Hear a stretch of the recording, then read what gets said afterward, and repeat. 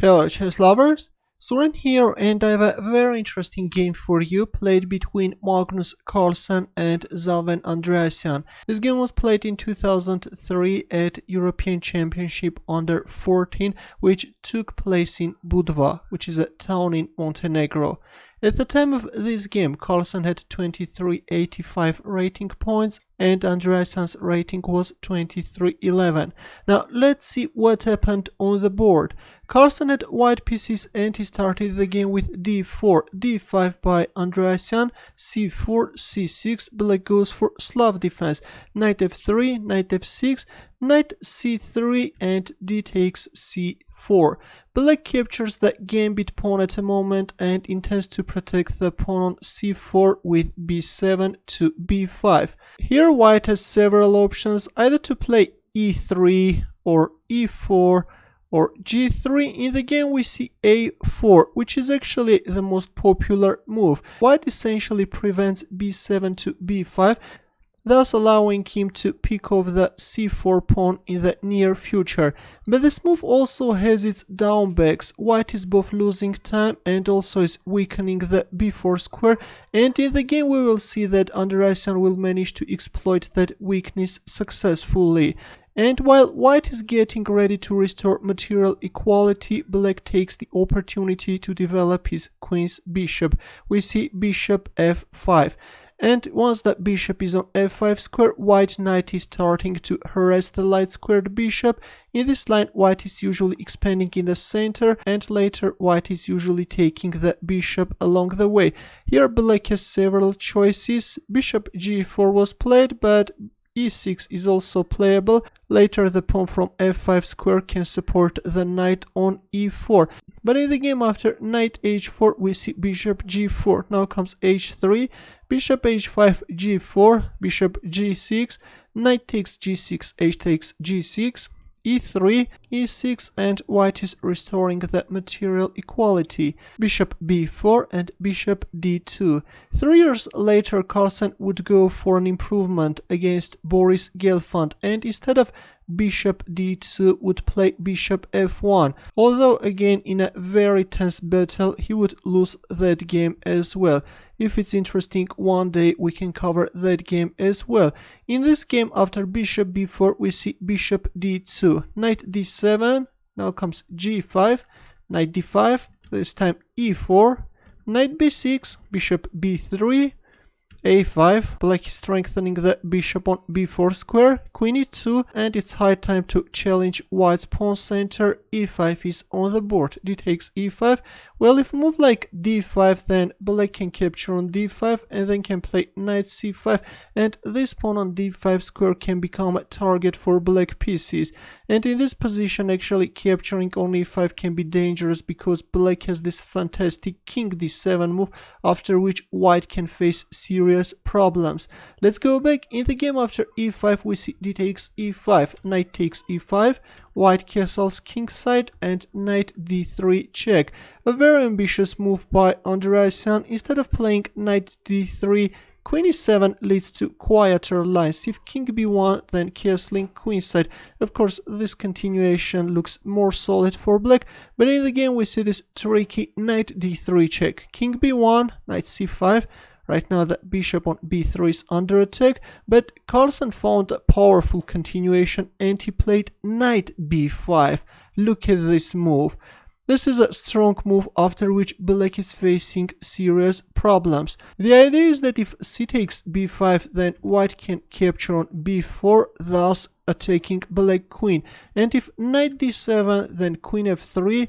Right now there is a mating threat, and if knight c4, then bishop c3, and then a takes b5, black is actually in trouble. Or after knight b5, if move like bishop takes d2, then rook takes d2, and if queen takes g5, then knight d6 check, and then knight takes f7. Again, white has a huge advantage. But after knight b5, understanding that all those lines favor only white, Andriasian decided to sharpen the game and captured on b3. Bishop takes b4 was played, and a takes b4. Andriasian goes for a queen sacrifice. rook takes d8 check, rook takes d8, knight c7 check. So far so good. Carlsen was actually making perfect moves, but this knight c7 actually allows black to gain advantage. Instead of playing knight c7, it was important to play rook d1. Now if rook takes d1, then simply queen takes d1. If c takes b5, then queen takes b3. Or after rook d1, if castling kingside, then white can go for knight d6, and then knight takes b7. Still white has an advantage. But in the game after rook takes d8, we see knight c7 check, after which it turns out that the knight on c7 is misplaced, and in some lines black can even trap this knight. King e7 was played, queen c2. Well, according to the engine, giving away the knight with knight d5 check is better. If c takes d5, then rook d1, although after knight takes a4, still black is maintaining advantage. But in the game after king e7, we see queen c2. Now the knight on b3 is under attack, but now the second knight is coming into the game and is supporting the knight on b3. Queen takes b3 can be met with knight d2 fork. After knight c4, Carlsen played h4. Now comes knight a5. Black is freeing this b3 square for the pawn. Rook d1, b3, queen e2, and rook takes d1 check. Queen takes d1, rook d8. The rook now has the total control over the d file and intends to penetrate white's camp. This is actually a very interesting position. Black has powerful knights which are supporting this pawn on b3. There can always be a mating situation, the back rank is weakened, and also just have a look at this daring king on e7 square which is supporting black rook. Knight d5 check was played. Finally Carlsen is giving away his knight in order not to allow the rook intrusion.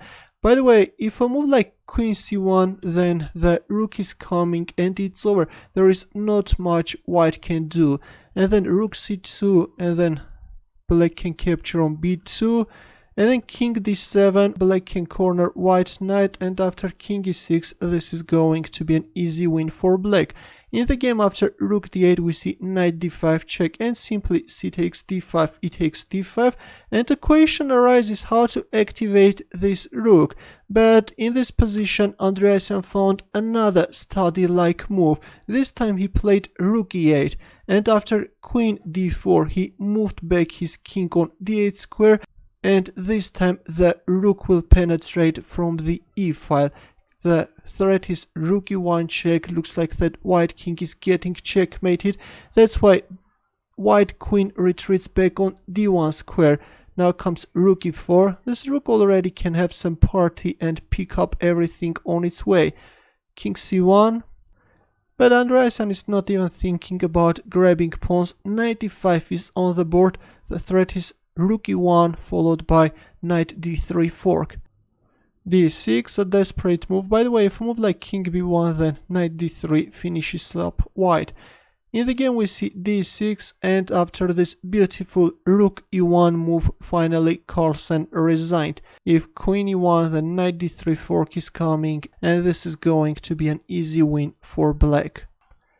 A very dramatic game, I think, though Carlsen managed to find a very precise tactical line starting with that knight b5 move, but in those complex positions it was Andriasian who managed to find the right path. Carlsen slipped, and after which with a very accurate piece play Andriasian managed to win the game.